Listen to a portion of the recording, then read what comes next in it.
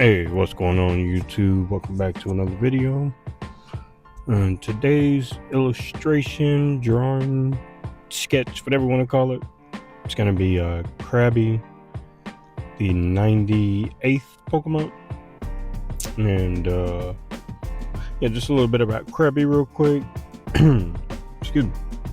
It says it can be found near the sea. The large pincers grow if they are torn out of their sockets. Sorry about that. Hopefully you didn't hear me coughing. Yeah, it's only like a foot tall. So 14 pounds. Damn, 14 pounds. Yeah, but anyways, with these drawings, I'm starting to get a rhythm with them.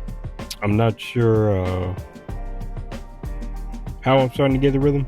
Well, maybe because I'm drawing every day, but yeah, I'm starting to get a rhythm in terms of like seeing my sketches. I'm sketching a lot quicker. I'm starting to paint a lot quicker whenever I do color them in. So that's a good thing, you know.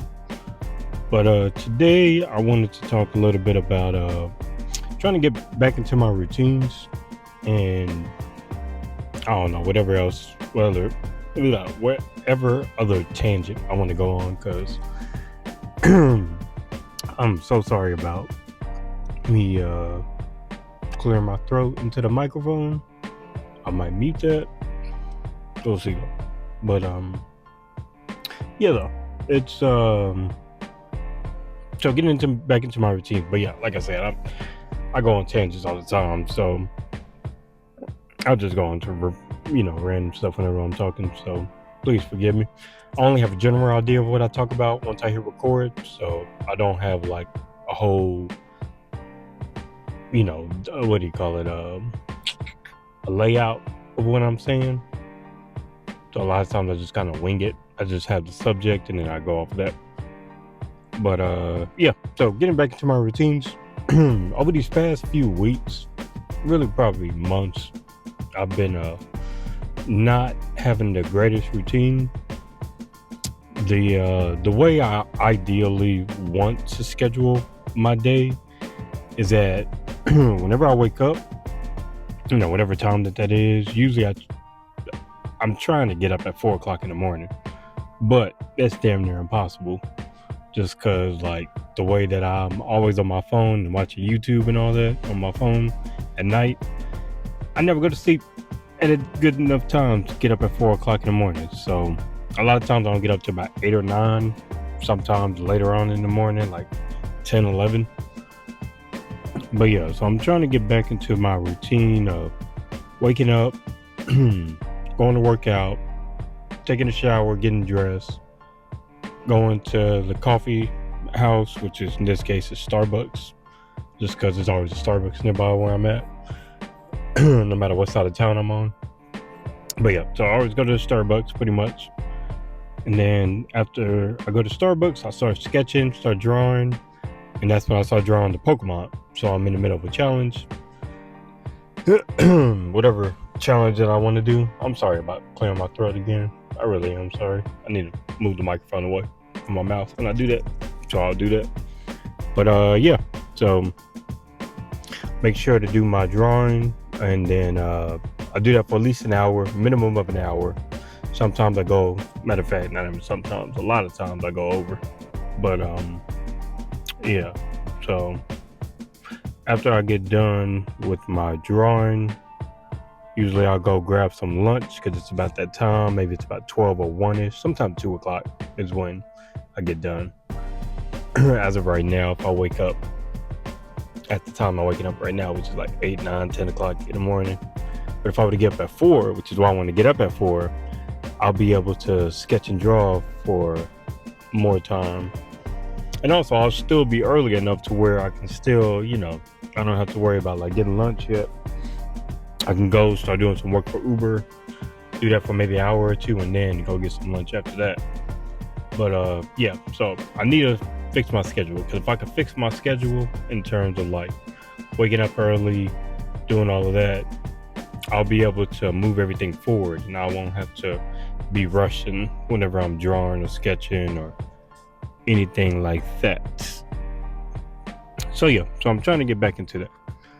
And I think the importance of having a routine, especially for me, it's just that it gets you up and going, and you know what you got to do for that day, especially with as much content as I'm putting out, because I'm putting out a lot of content on YouTube, a lot of content on Instagram. I'm constantly on the Threads social media, so I'm constantly doing stuff. I'm daily. I'm pretty much just trying to engage with people. Trying to make sure that I'm trying to get a following. Is what I'm trying to do. Which I have a very small following at the moment, and hopefully one day I'll be able to grow it into a bigger following. Because I do believe in what I'm doing in terms of like the drawing, the giving people not even necessarily motivation, but just giving them my life story. Because I do think I have a story to tell. Maybe one day I've always wanted to write a book about my life, just because I feel like it's a great story of like perseverance and dedication and not giving up, even though I've given up quite a few times in my life in terms of like quitting things and trying new things and having all these jobs. But in terms of trying to get back into my routine, I think it's important for me just because it'll give me some structure, since I am right now working for myself with Uber, and me trying to get my own name out there in terms of like my own brand, and yeah. I know some people, for some reason, and maybe I'm making this up, I don't know why I would make it up, but yeah, maybe I am making this up. Maybe I'm just kind of delusional, but whenever I tell people like I'm starting a business, some people think I'm starting to start this like big old business. I'm like, no, the business is just gonna be me. I'm the business. Like, I'm just and I think I said this before, I don't want to be known as an influencer or even really like a content creator, even though that's what I do. I just want to be known as an artist, honestly. Artist that happens to make videos on YouTube and all that stuff. But yeah, it's gonna take time. It's gonna take years, and I always say that I'm willing to wait no matter how long it takes. And yeah, we'll see how long I'm willing to wait, because eventually I'll always end up making excuses for myself and all that. So that's one thing I'm trying not to do in this situation. So yeah, sorry about that. I had to mute my mic real quick. Yeah. Oh, I guess this is another thing I could talk about, is that pain. So in terms of pain, like, I don't mean like physical pain, of course. I'm talking about emotional and psychological pain. But I've realized that the more pain that I tend to go through, the more hardships that I go through, the more struggles that I go through, the more empathy I tend to have for others, because as I'm going through it, I start realizing how much, that first of all, I know I'm not alone in it. I know a lot of people like to pretend, like myself. I've pretended that I have everything together, and some people think from the outside looking in that I have everything together, and it's like, no, I don't. I know it seems like it just because I'm doing what I want to do in terms of like, putting myself out there, but no, nobody has everything together, no matter what. Even the people that do have everything together, there's always an issue in their life, and whether they want to admit it or not, that's the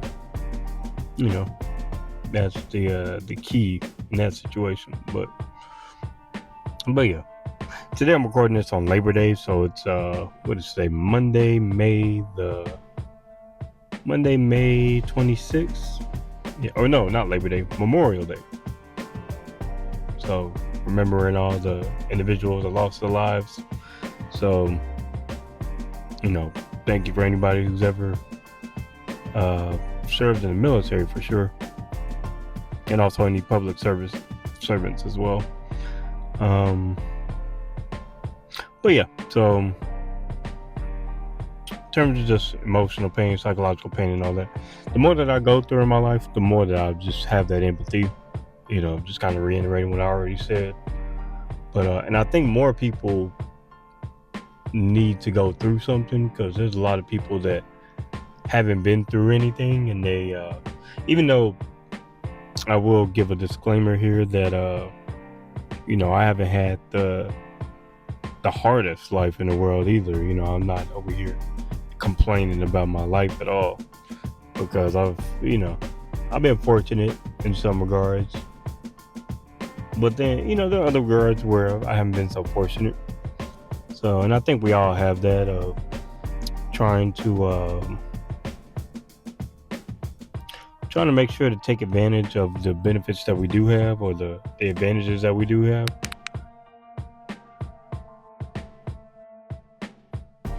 But also not, sorry, I don't know why I came back on the mic like that. I muted it again, and then I came back like loud as hell. Yeah, but making sure to take advantage of your advantages. Take advantage of your advantages. Make sure to use them to your best ability. Try to make them work for you, not against you. And yeah, I mean, it's something that I think a lot of people already do, but for me, I didn't always take advantage of my advantages. Like, I'm good at a lot of different stuff. I think one of my biggest advantages in life is just my perseverance. Being able to persevere no matter what. I think it's first of all, it's an underrated skill, but I think it's a skill that I've honed because I've made so many mistakes and been able to get through everything. So, and I'm still alive, so that's a great thing, right?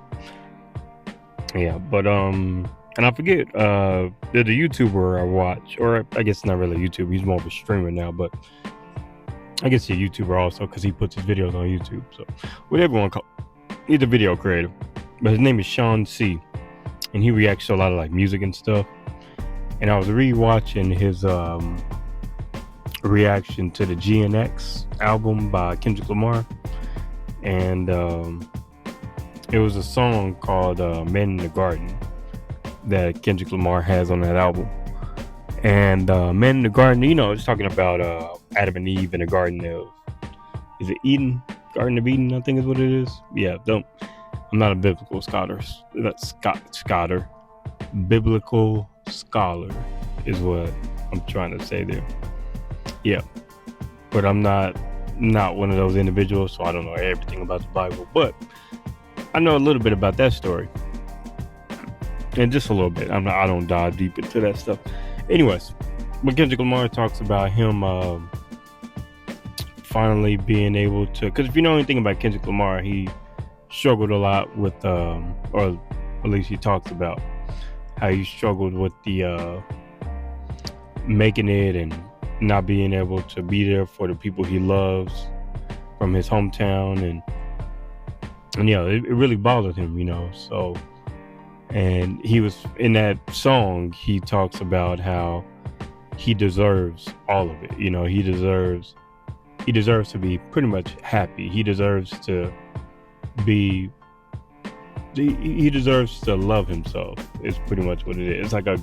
It's a message of being able to hold yourself accountable for your actions, but not dwelling on the past of your past mistakes, and it's something that I struggle with too, because I can very much relate to it, because I don't want to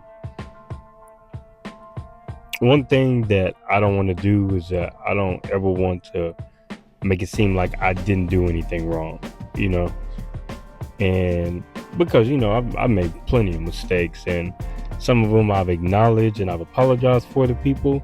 Some of them I won't apologize for, or maybe I'm just too stubborn for it, or maybe we just don't talk anymore, me and the person that I've wronged or whatever, and I just had to forgive myself, and be able to move past it, and there's there's a battle of, which is what Kendrick Lamar talks about, it's a battle of holding yourself accountable for your wrongdoings, but being able to move past them and being able to live your life like you want to, and telling yourself that, yeah, you do deserve it. You may have done something wrong.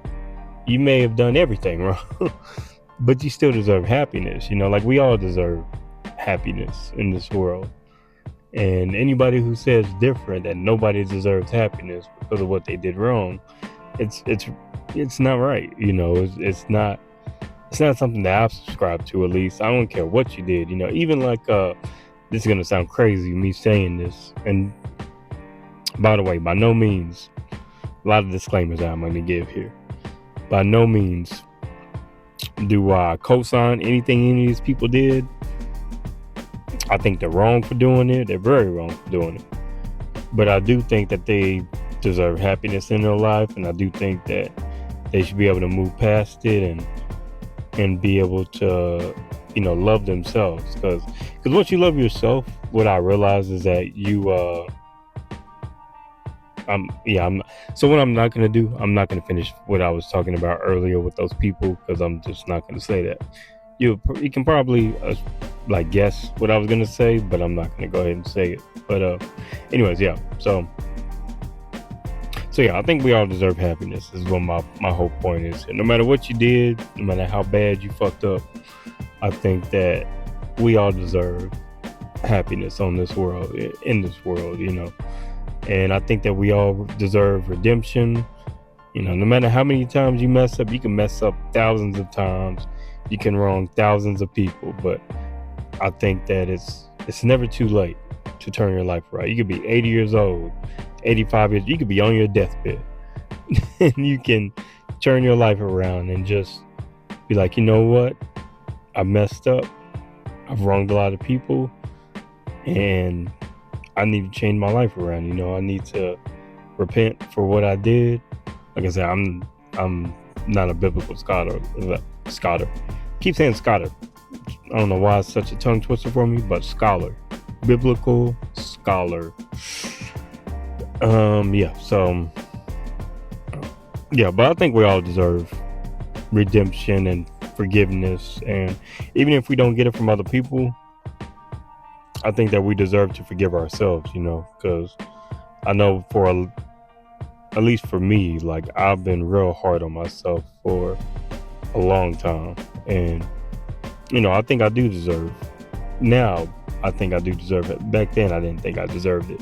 I think I deserved, I thought I deserved just nothing but like despair and unhappiness, and I deserve to just sit in it, to just dwell on it. And I've come to realize that that's not the way to do that. That's forgiving yourself is a powerful thing, because it allows you to move past your mistakes and to see that you are human. You are going to make mistakes, and it's okay. Your life goes on, and you have to live with it. You have to take accountability for your actions. Apologize if you can, and you gotta move on. You just have to. Otherwise, you'll sit in that, and you'll be a bitter ass person all the time. Which I wasn't a bitter person per se, but I was. I wasn't the best person to be around. Even now, I'm still not the best person to always be around, just because I like being alone so much. But I'm getting there. I'm getting to a better place. But yeah. So I think I'll kind of end it here. But yeah, there's my drawing of Krabby. I hope you enjoyed this video. Hope you maybe learned something about yourself in this video. If you did, I'm glad you did. One thing I don't think I'll ever do is ask you to like or subscribe. Maybe I'm playing reverse psychology. That's why I'm saying it now. No, but I don't think I'll ever do that, just because I don't know how much of a conversion rate people get when they say it. Some people say, oh, you should say it anyway, just because. It's like, I don't know if you ever had a call center job. This is my last thing before I let this video in. I don't know if you ever had a call center job, but at my old call center jobs, I used to always have to ask them, oh, you can take a survey at the end of this call. That's what it kind of feels like for me. when I ask people to like and subscribe, it's like asking somebody, okay, I'll fix your issue, I'll fix your problem, but I want you to leave a survey telling me how great of a job I did. It's like, no, you'll do it if you want. If I did a good enough job, if I didn't do a good enough job, guess what? You won't do it. So, it is what it is. But yeah, so I'll go ahead and end this video. It's a little longer than I wanted it to be. But yeah. Have a great day. Whenever you listen to this. And I'll see you on the next video.